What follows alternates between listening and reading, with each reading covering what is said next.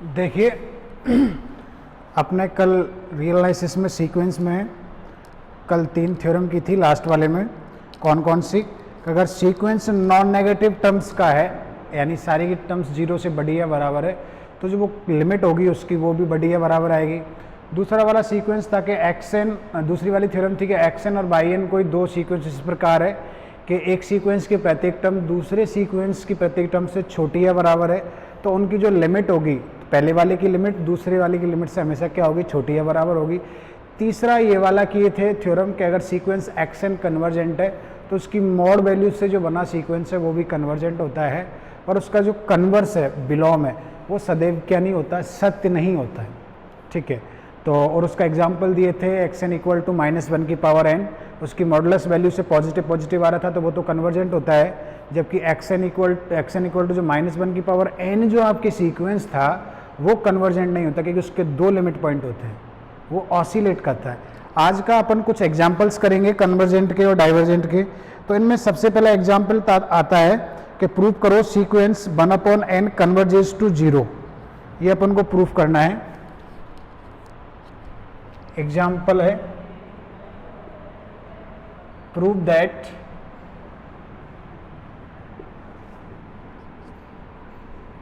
Sequence 1/n converges to 0। सिद्ध करना है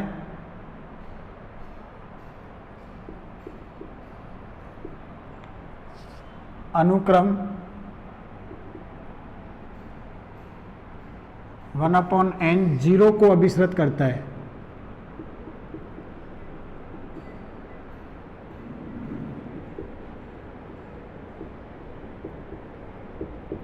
ठीक है, that is limit n tending to infinite 1/n equal to क्या प्रूफ करना है, 0 करना है अपन को। तो एक तो पहले ये लिमिट फॉर्म से तो अपन पहले कर ही चुके थे, लिमिट फॉर्म जो अपन का था उससे तो अपन पहले कर ही चुके थे। अब अपन थोड़े दूसरे तरीके से करेंगे। कौन से अपन ने, क्योंकि sequence theorem of monotonic increasing sequence पढ़ ली और theorem of monotonic decreasing sequence पढ़ ली। तो थ्योरम ऑफ मोनोटोनिक सीक्वेंस की थ्योरम क्या थी कि एक की सीक्वेंस मोनोटोनिकली सीक्वेंस है, मोनोटोनिकली इंक्रीजिंग है, इंक्रीजिंग सीक्वेंस है तो वो कन्वर्जेंट कब होगा, जब वो बाउंडेड हो। इफ एंड ओनली वाली पड़ी थी। दूसरी इसकी थ्योरम एक ये वाली भी थी कि अगर जो सीक्वेंस है आपका मोनोटोनिकली क्या हो, डिक्रीज घट रहा हो, और अगर नीचे की ओर से बाउंडेड है तो उसकी जो लिमिट है, लिमिट ऑफ है n tending to infinite xn, वो किसके इक्वल होती है, इन्फिमम ऑफ xn की इक्वल होती है। ये आपकी थ्योरम दे रखी है, ये तो इन्फिमम की इक्वल होती है जब डिक्रीजिंग सीक्वेंस है, मोनोटोनिकली डिक्रीजिंग और बाउंडेड है। और अगर दूसरा आप लोग ये दिखा दो कि limit n tending to infinite ऊपर वाला xn अगर मोनोटोनिकली इंक्रीजिंग सीक्वेंस है और बाउंडेड है, मोनोटोनिकली इंक्रीजिंग भी और बाउंडेड है, तो जो है लिमिट क्या है उसकी, सुप्रीमम जो होगा सीक्वेंस के उसकी इक्वल आती है। और मोनोटोनिकली डिक्रीजिंग और बाउंडेड सीक्वेंस है तो वो उसकी जो लिमिट होगी वो इन्फिमम की इक्वल आएगी। तो अपन को इसको प्रूफ करने के दो तरीके हैं। दो तरीके कैसे कि एक तो आप लोग सीक्वेंस की डेफिनेशन होती है कि एप्सिलॉन ग्रेटर देन 0 के लिए एक नेचुरल नंबर इस प्रकार ढूंढो कि इनका जो डिफरेंस है वो किससे छोटा आ जाए, एप्सिलॉन से छोटा आ जाए। एक तरीका तो वो है। दूसरा तरीका इस थ्योरम को यूज करके है। तो पहले अपन क्या करते हैं, पहले इस थ्योरम को यूज करके करते हैं जो आपने every monotonically decreasing sequence is convergent if it is bounded. तो पहले आप सीक्वेंस को मोनोटोनिकली डिक्रीज दिखाओ और बाउंडेड दिखाओ, और अगर इतना दिखा देते हैं तो वो कन्वर्जेंट तो होगा ही होगा, बट उसकी जो लिमिट है वो किसके इक्वल होगी, इन्फिमम ऑफ किसके इक्वल होगी, xn के। और दूसरा अगर ऊपर की ओर से बाउंडेड है तो सुप्रीमम की इक्वल होगी। तो अपन ये नीचे वाला मेथड यूज करेंगे। तो कैसे, किस प्रकार करेंगे, क्वेश्चन को देखिए। Proof,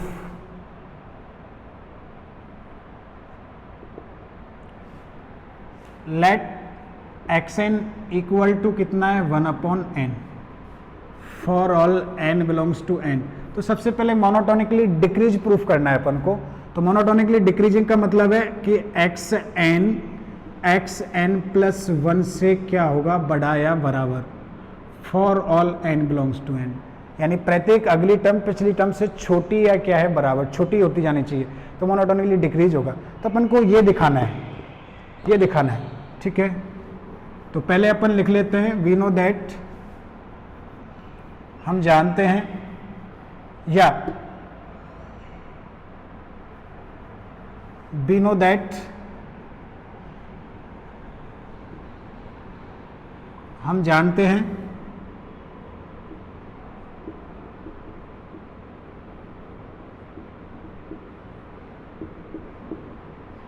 every monotonically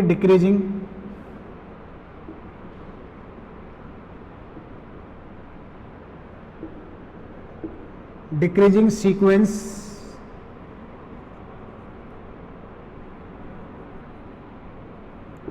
is convergent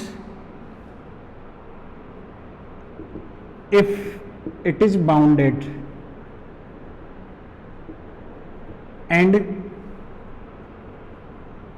limit of n tending to infinite xn equal to क्या होती है, infimum of sequence of xn। इन हिंदी में लिखें तो हम जानते हैं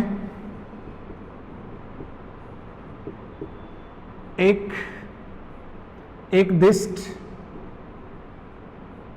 हार्समान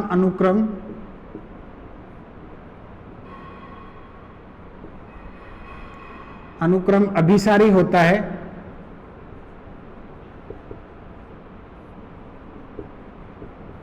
यदि यह परिबद्ध हो,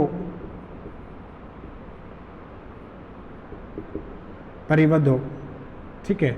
और लिमिट तो इसके इन्फीमम के, जो इन्फीमम होता है लोअर बाउंड्स में सबसे बड़ा, उसके क्या होगी, इक्वल। तो सबसे पहले मैंने ये लिख दिया, it is not a part of question, question का पार्ट नहीं है, बट मैं ये यूज कर रहा हूँ ये थ्योरम आपके, इसलिए मैंने इसको यहाँ पे लिख दिया। तो अपन को क्या करना है कि सबसे पहले आप ये दिखा दो कि सीक्वेंस जो है वो मोनोटोनिकली क्या है, डिक्रीजिंग। एक दिष्ट क्या है, हार्समान। एक दिष्ट हार्समान का मतलब क्या है, that is xn less than equal to xn plus 1 for all n belongs to n। तो ये हार्समान हो जाएगा। और ये दिखा दो बाउंडेड बिलो, नीचे की ये बाउंडेड हो, परिबद्ध है नीचे की ओर से, परिबद्ध नीचे की ओर से परिबद्ध हो तो भी चलता है। और परिबद्ध में दो प्रकार का होता है, बाउंडेड फ्रॉम अबव और बाउंडेड फ्रॉम बिलो। तो जब आप हार्समान की बात कर रहे हो तो बाउंडेड फ्रॉम बिलो की बात करेंगे, और जब वर्धमान की बात कर रहे हो तो बाउंडेड फ्रॉम अबव बात करेंगे। तो अभी अपन को बाउंडेड फ्रॉम बिलो दिखाना है। तो सबसे पहले आप लोग दिखाइए डिक्रीजिंग। तो first of all xn equal to, ये मान लिया, सबसे पहले हम दिखाएंगे डिक्रीजिंग। तो xn प्लस 1 इक्वल टू कितना है, सिंस xn इक्वल टू कितना है 1 अपॉन n, तो xn प्लस 1 इक्वल टू कितना आएगा, 1 अपॉन कितना आएगा, n plus 1 for all n belongs to n। तो सबसे पहले हम दिखाएंगे कि सीक्वेंस क्या है, डिक्रीजिंग है। तो डिक्रीजिंग दिखाने के लिए, वो दिखाने के लिए आप क्या कर दीजिए, ये now xn minus xn plus 1 का डिफरेंस निकालिए तो कितना आ रहा है, 1 अपॉन n माइनस कितना, 1 अपॉन n प्लस 1। ये एलसीएम कितना आ गया, n इंटू कितना आ गया, n प्लस 1। तो ये n प्लस 1 माइनस कितना आ गया, n से n कट गया, ये आ गया 1 अपॉन n प्लस 1। ये देखो, ये जो टर्म है 1 पॉजिटिव होता है, n पॉजिटिव है, तो हमेशा 0 से क्या होगी, बड़ी होगी। For all n belongs to n, equal भी नहीं आएगा, 0 से क्या आएगी, हमेशा क्या आएगी, बड़ी या बराबर आएगी, ठीक है। अगर ये 0 से बड़ी आएगी, इसका दिस इंप्लाइज दैट क्या प्रूफ हो रहा है कि xn minus xn plus 1 greater than 0 for all n belongs to n। Again this implies that xn plus 1 for all n belongs to n। इसका मतलब sequence xn is decreasing sequence. कौन सा है, decreasing. xn is decreasing sequence, this implies that अतः xn एक हार्समान अनुक्रम है।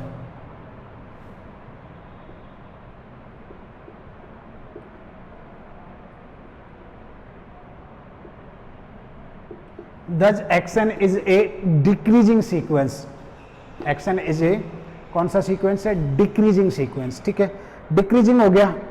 अब आप लोग ये दिखा दो कि ये बाउंडेड है तो अपन की थ्योरम लग जाती है। तो अपन को पता है since X N equal to कितना है 1/n, ध्यान से देखना। अब इसकी टर्मोलॉजी बनाए अपन, सीक्वेंस का रेंज सेट बनाए ये वाला, तो ये 1 आ रहा है, फिर कितना आ रहा है 1/2 आ रहा है, 1/3 आ रहा है, 1/4 आ रहा है, डॉट डॉट डॉट। तो यहाँ पे यही निकल के आ रहा है क्या कि since X N equal to कितना 1/n हमेशा किससे बड़ा आएगा, 0 से बड़ा बराबर आएगा for all n belongs to n।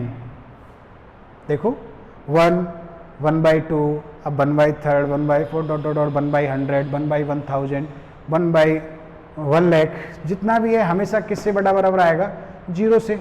इसका मतलब क्या है कि इस सीक्वेंस की प्रत्येक टर्म जो है is greater than to 0, greater than to 0, यानी 0 से क्या है बड़ी। और अगर 0 से बड़ी है इसका मतलब जो सीक्वेंस है इज बाउंडेड फ्रॉम बिलो, और बाउंडेड फ्रॉम बिलो y 0, इसका मतलब है sequence x N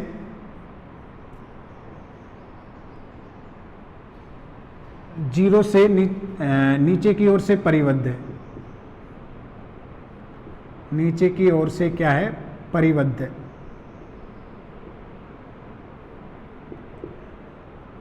bounded below,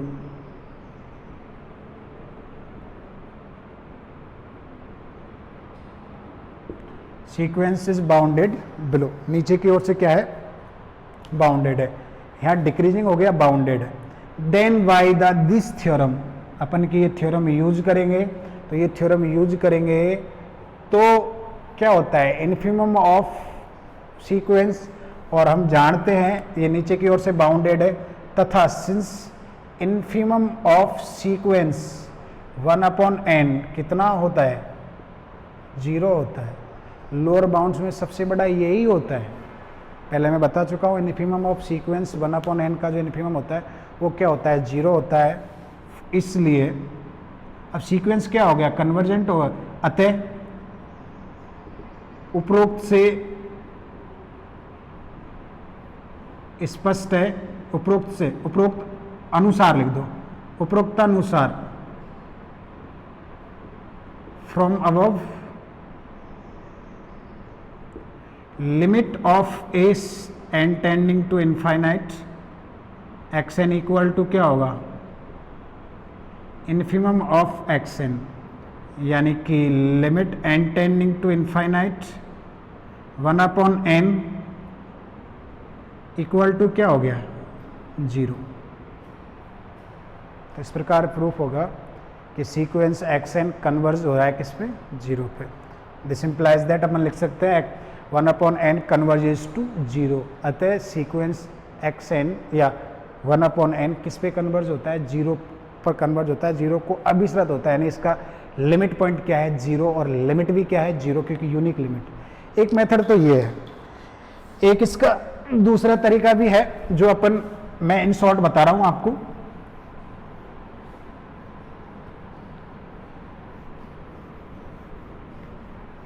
करेंगे तो नहीं, इन शॉर्ट मैं आपको बता देता हूं कैसे। देखो सीक्वेंस है 1/n और 1, 1/2, 1/3 डॉट डॉट डॉट ऐसे नंबर्स बनते हैं इसमें। तो ये सीक्वेंस ऑफ रियल नंबर्स है, ठीक है। ये मैं इसलिए नहीं यूज कर रहा क्योंकि ये मेथड पिछले वाली यूनिट से काम में लिया जाएगा वहां से, क्यों, क्योंकि ये सीक्वेंस ऑफ रियल नंबर हो गया। और रियल नंबर ये सीक्वेंस ये कहता है आर इज आर्किमिडियन फील्ड। पिछली उसमें चलता है कि आर जो होता है, कैपिटल आर जो होता है आपके कौन सा फील्ड होता है आर्किमिडियन फील्ड होता है। आर्किमिडियन फील्ड का मतलब एक ऐसा ordered field which satisfy the Archimedean property. Archimedean property क्या होती है कि x और y कोई रियल नंबर्स है जहाँ पे x ग्रेटर देन 0 है, then there exist, Archimedean property बोल रहा हूँ, x y belongs to r, दो अलग अलग है, अलग अलग, x greater than 0, then there exist a number n belongs to n such that n x greater than क्या होता है y। ये आर्किमिडियन प्रॉपर्टी। तो ये क्या है कि 1/n क्या है, सीक्वेंस ऑफ रियल नंबर है, आर आर्किमिडियन फील्ड होता है, so sequence 1/n must be satisfied the Archimedean property. तो आर्किमिडियन प्रॉपर्टी सेटिस्फाई करता है। तो इसका प्रूफ कैसे करेंगे, तो for epsilon greater than 0 any number, यहीं से इसी प्रॉपर्टी को मैं यूज करते हुए इसका कर रहा हूं। तो देखो फॉर एप्सिलॉन वाले मेथड से, तो फॉर एप्सिलॉन ग्रेटर देन 0 ये रियल नंबर है, there exist N not belongs to N such that क्या होगा, एन नॉट इंटू एप्सिलॉन किससे बड़ा होगा, 1 से। एन नॉट इंटू एप्सिलॉन जो है आपके वो किससे बड़ा ले लिया, 1 से। अब आप लोग कहोगे सर इसमें आर्किमिडियन प्रॉपर्टी कैसे लगी, तो देखो एन नॉट के स्थान पर तो मैंने क्या ले दिया, एन के स्थान पर तो ले दिया एन नॉट, एक्स के स्थान पर ले दिया एप्सिलॉन, और वाई के स्थान पर क्या ले दिया 1।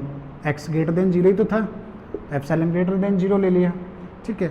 तो ये वाला प्रॉपर्टी अपन यहाँ पे ले सकते हैं यहाँ से।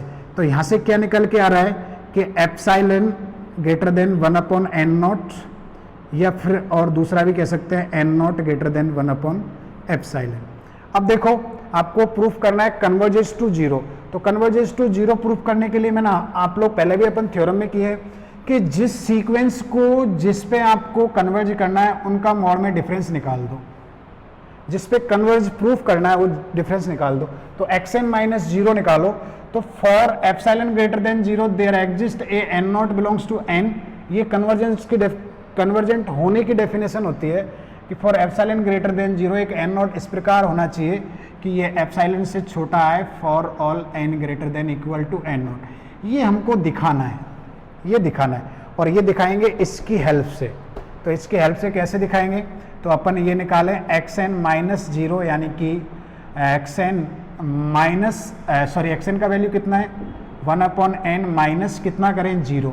तो ध्यान से देखो इसकी वैल्यू कितना आ रहा है 1/n, और ये किससे छोटा बराबर होगा 1/n नॉट से छोटा बराबर होगा। सिंस क्यों छोटा बराबर होगा, क्योंकि n किससे छोटा है n नॉट से, n जो है आपका किससे बड़ा बराबर है n नॉट से, यहाँ पे अपन ने लिया है n जो है n नॉट से बड़ा बराबर है कन्वर्जेंट सीक्वेंस के लिए। तो 1/n नॉट छोटा होगा, और 1/n नॉट किससे छोटा है एप्सिलॉन से। This implies that and since 1/n not less than epsilon, इसका मतलब क्या आ गया xn - 0 लेस देन क्या आ गया एप्सिलॉन। कौन के लिए, for all n greater then किसके लिए, n नॉट के लिए। तो ये डेफिनेशन ऑफ कन्वर्जेंस ऑफ क्या होगी, सीक्वेंस होगी।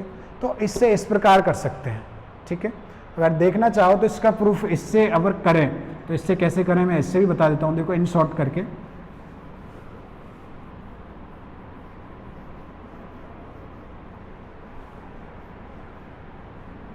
इससे भी इसका प्रूफ देख लो, छोटा ही है, ज्यादा बड़ा नहीं है। 1/n इक्वल टू क्या 1/2 1/3 1/4 डॉट डॉट डॉट। तो सबसे पहले अपन क्या लेंगे, माना एप्सिलॉन ग्रेटर देन 0 कोई धनात्मक वास्तविक संख्या है, माना एप्सिलॉन ग्रेटर देन 0 कोई धनात्मक वास्तविक संख्या है,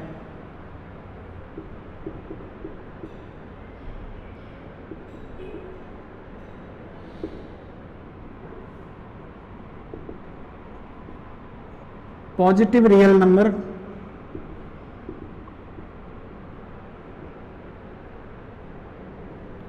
रियल नंबर है, एंड वी नो दैट, तथा हम जानते हैं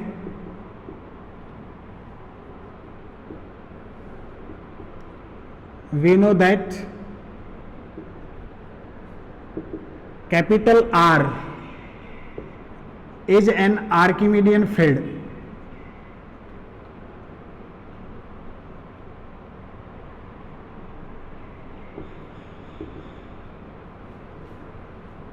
आर्किमीडीय क्षेत्र,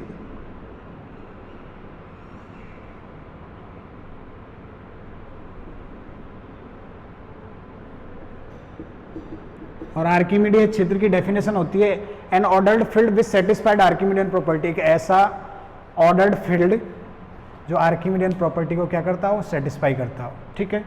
तो ये आर्किमिडियन फील्ड हो गया।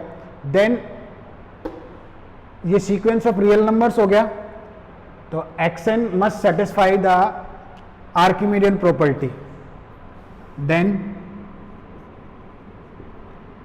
1 upon then for epsilon greater than 0, in Hindi देखें तो किसी एप्सिलॉन ग्रेटर देन 0 के लिए देयर एग्जिस्ट के लिए for epsilon greater than 0 for any epsilon greater than 0 there exist N not belongs to N such that N not epsilon greater than क्या 1 by Archimedean property, Archimedean गुणधर्म से।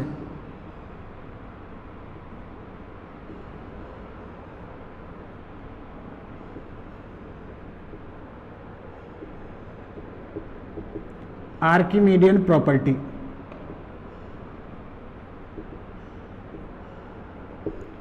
वही N X greater than क्या होता है Y, X comma Y belongs to R and x greater than क्या है 0 और n क्या होता है नेचुरल नंबर।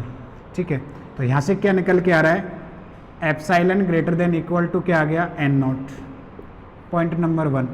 नाउ अब अपन को दिखाना है कि xn 0 पे कन्वर्ज हो रहा है, तो उनका मोड में डिफरेंस निकालो और दिखा दो वो किससे छोटा है, एप्सिलॉन से छोटा है किसी n greater then n not के लिए, n ग्रेटर देन किसके लिए n नॉट के लिए।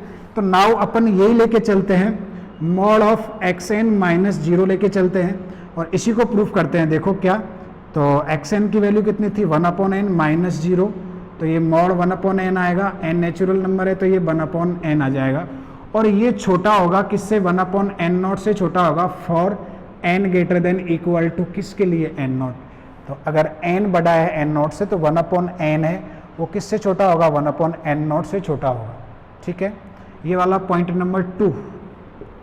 फ्रॉम पॉइंट नंबर 1 एंड 2 समीकरण 1 व 2 से क्या आएगा, देखो यहां से तो 1 अपॉन n नॉट किससे छोटा है एप्सिलॉन से, यहां से क्या आ रहा है कि मॉड ऑफ xn माइनस 0 पूरा किससे छोटा है एप्सिलॉन से, तो ये निकल के आएगा xn minus 0 less than 1 upon n not less than क्या आ गया epsilon for all n greater than equal to क्या n नॉट।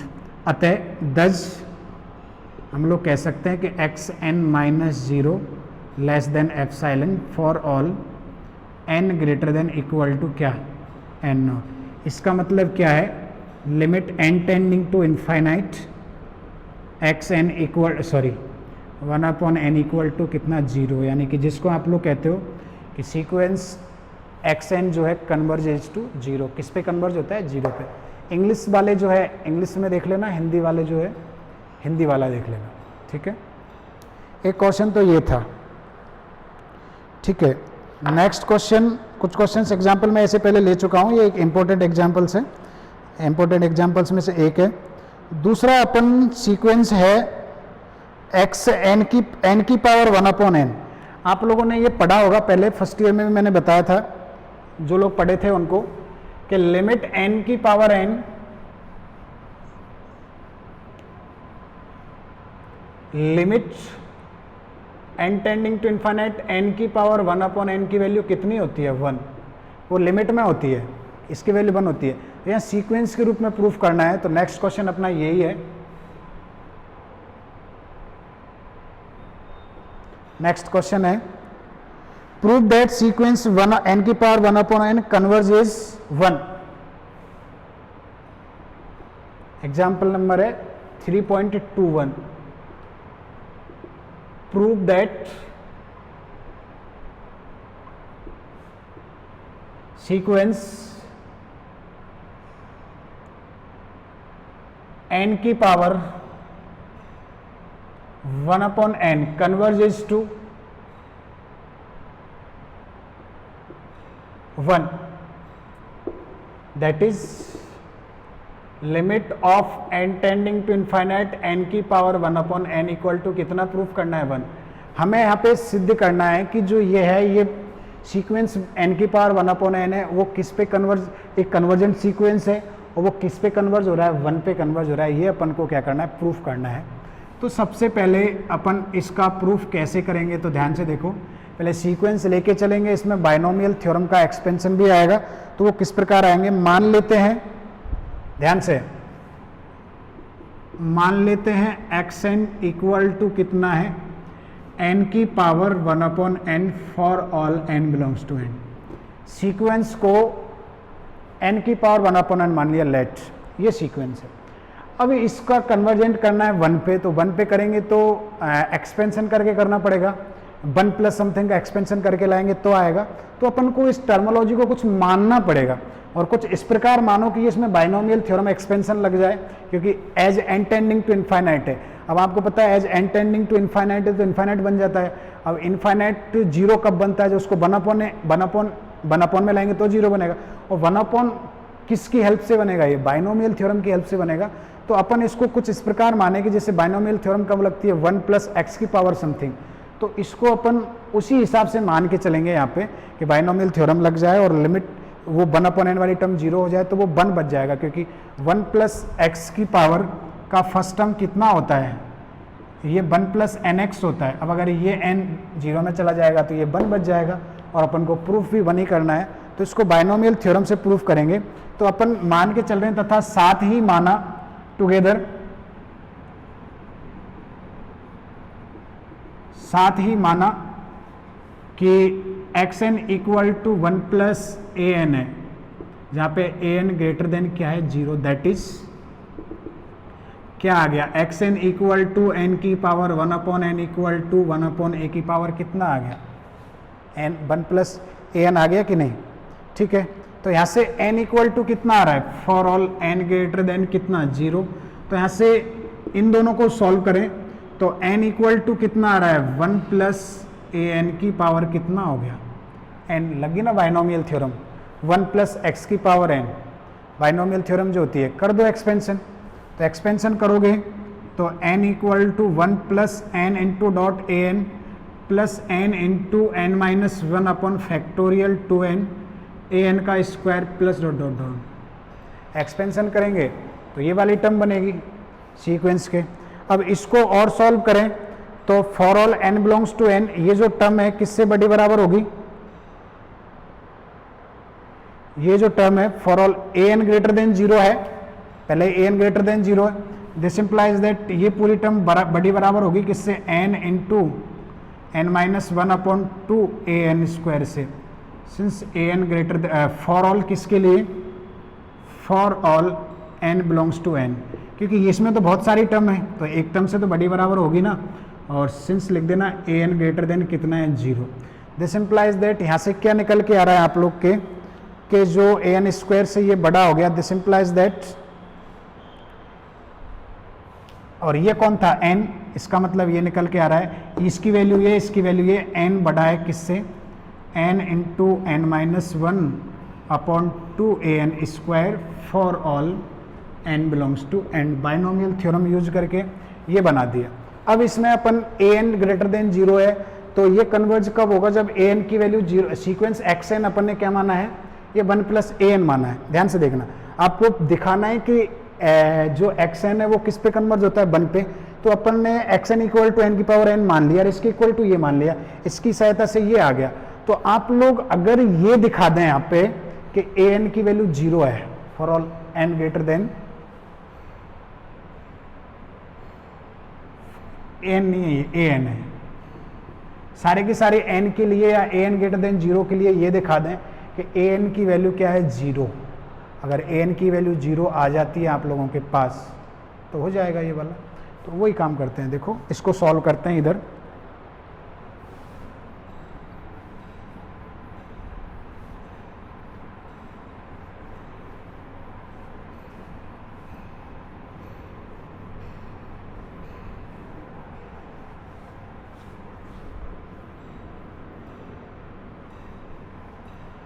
तो देखो n से तो n कैंसिल आउट हो जाएगा, ये हो जाएगा इधर आके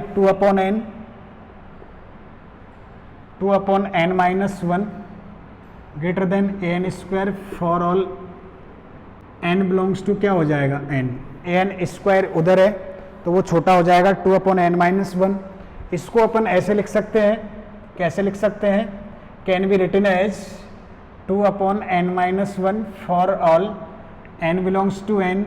अब स्क्वायर रूट लेंगे तो ए एन किससे छोटा बराबर आएगा, 2 अपॉन किससे छोटा आएगा, एन माइनस वन से आएगा for all n belongs to N.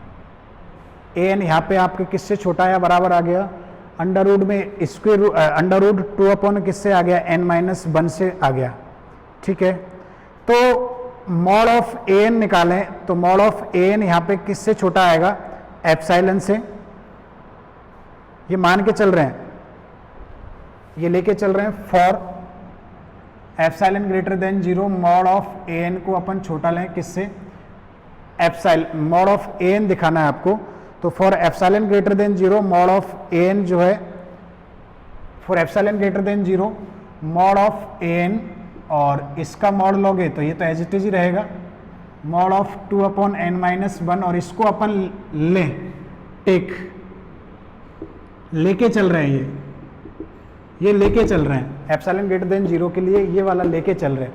तो इससे एन नॉट, क्योंकि एप्सिलॉन तो आपको दे रखा होता है, इसके बारे में आपको बात करनी है, तो इससे इन दोनों को सॉल्व करें यहाँ से, तो under root 2 upon n minus one less than epsilon whole square कर दें, क्योंकि एन नॉट निकालना होता है अपन को। एन नॉट निकालेंगे यहाँ से तो कितना आएगा, देखो स्क्वायर कर दो तो 2 upon n minus one epsilon square हो जाएगा, उल्टा कर दो तो n minus one upon two greater than 1 upon कितना हो जाएगा, एप्सिलॉन स्क्वायर हो जाएगा।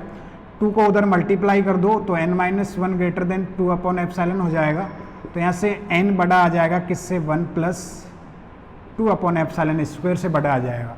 तो एप्सिलॉन के लिए अपन को एन नॉट चाहिए, तो अपन मान लेते हैं कि ये एन नॉट है, इसको मान लेंगे एन नॉट। तो ये लेके चलेंगे कि फॉर एप्सिलॉन ग्रेटर देन 0, इसका मतलब जानते हो किसी फॉर, हाँ, epsilon greater than 0 there exist N not greater than किससे, इसको एन नॉट लेके चल रहे हैं 1 plus 2 upon epsilon square belongs to N such that mod of a n जो है, ए एन माइनस 0 कर दो। मैंने क्या कहा था, इसको प्रूफ क्या करना है, 0 प्रूफ करना है। तो मॉड ऑफ ए एन इसको लिख सकते हैं ना, ये माइनस 0 लेस देन क्या आ गया, एप्सिलॉन आ गया, क्योंकि ये अपन ने लिया था, इसकी सहायता से एन नॉट निकाल लिया। For all n greater than क्या, इक्वल टू एन नॉट। इसका मतलब सीक्वेंस ए एन जो है, ए एन ये वाला जो ए एन माना था अपन ने 1 प्लस समथिंग ए एन, ये इसका डिफरेंस एप्सिलॉन से छोटा आ गया। इसका मतलब जो सीक्वेंस ए एन है वो किस पे कन्वर्ज हो रहा है, 0 पे कन्वर्ज हो रहा है। ठीक है, तो ए एन की वैल्यू क्या है, यहाँ से ए एन इक्वल टू निकाल दो, यहाँ से ए एन इक्वल टू निकालें तो ए एन की वैल्यू कितना है, mod of x n minus कितना है 1। पॉइंट नंबर फर्स्ट से ए एन की वैल्यू निकालें तो ये तो हो गया। अब 0 को हटा दो, पहले तो 0 दिखाना था, 0 हटा दिया, यानी कि mod of a n less than epsilon आ गया for all n greater than n naught, और इसकी जगह आप रख दो x n minus one epsilon for all n greater than n naught from equation number 1 समीकरण 1 से। ठीक है, ये इससे छोटा आ गया, ये इससे छोटा आ गया, एक्स एन की वैल्यू रख दो वापस, तो एन की power 1 upon n minus one less than epsilon आ गया for all n greater than n not. इसका मतलब क्या है, limit N tending to infinite n की पावर 1 अपॉन एन कितना आ गया 1, यानी इसकी लिमिट 1 आ रही है, यानी कन्वर्जेस टू 1। किस पे कन्वर्ज कर रहा है, 1 पे कन्वर्ज कर रहा है, इसका मतलब ये आ गया। तो अब दोबारा देख लो अपन ने क्या क्या किया था पूरा, दोबारा अपन ने ये किया, ध्यान से देखो मैंने क्या बताया था कि 1 अपॉन एन मतलब 0 में 1 अपॉन एन बनाना है, एन टेंडिंग टू इनफाइनाइट, तो बाइनोमियल थ्योरम यूज करनी पड़ेगी। तो बाइनोमियल थ्योरम यूज करनी पड़ेगी, तो अपन ने क्या किया, सबसे पहले जो सीक्वेंस था उसको एन की पावर एन था ही, साथ के साथ टुगेदर विथ ये मान के चल रही है 1 plus A N greater then किसके लिए, 0 के लिए, क्योंकि इससे बाइनोमियल थ्योरम लग जाएगी।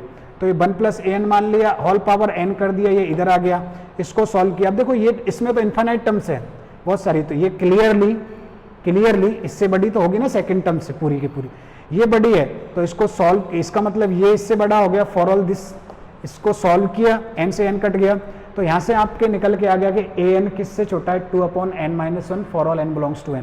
अब यहाँ तक तो चलो ये तो हो गया।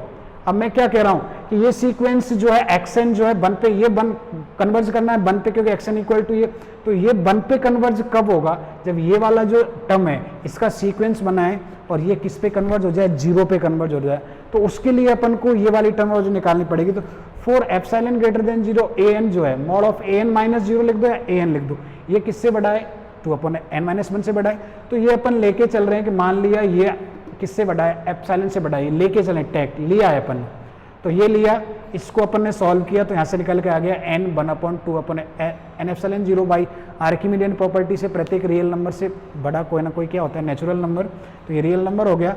तो for epsilon greater than 0 there exist, अपन के पास वो n0 आ गया जिसके अपन को रिक्वायरमेंट है कि ये such that an-0 such that इस प्रकार है कि ये जो वैल्यू है किससे छोटी आ गई, एप्सिलॉन से छोटी आ गई। फॉर ऑल किसके लिए, n ग्रेटर देन किसके लिए आ गई, n0 के लिए आ गई। इसका मतलब क्या है कि an किस पे कन्वर्ज हो रहा है, 0 पे, इसको 0 हटा दिया। अब an, क्योंकि मैंने बताया था ना an को 0 पे कन्वर्ज करवाना है, तो an की वैल्यू यहाँ से निकालें, an की वैल्यू यहाँ से निकालें तो कितना आ रहा है, xn-1 आ रहा है। इसका मतलब क्या आ गया, xn-1 क्या आ गया, लेस देन क्या आ गया, एप्सिलॉन। इसका मतलब for all n greater than 0 by the definition of convergent of sequence xn किस पे कन्वर्ज हो रहा है, xn की वैल्यू रख दी n की पावर 1/n। इसका मतलब ये है कि limit of n tending to infinite n की पावर 1/n किस पे कन्वर्ज होता है, 1 पे। तो इस प्रकार अब हम इसको प्रूफ कर पाते हैं, इस प्रकार इसको हम प्रूफ कर सकते हैं। दूसरा अपन कल एक क्वेश्चन करेंगे, सीरीज में भी था ये, कि xn इक्वल टू अंडर में n+1 माइनस अंडर जो है एक कन्वर्जेंट सीक्वेंस, वहाँ पे भी एक कन्वर्जेंट सीरीज थी। एक क्वेश्चन करेंगे अपन xn इक्वल टू -1 की पावर n की जो लिमिट होती है उसका एग्जिस्टेंस नहीं होता क्योंकि वो ऑसिलेट करती है। ये क्वेश्चन अपन कल वाले नेक्स्ट लेक्चर में करते हैं, ठीक है।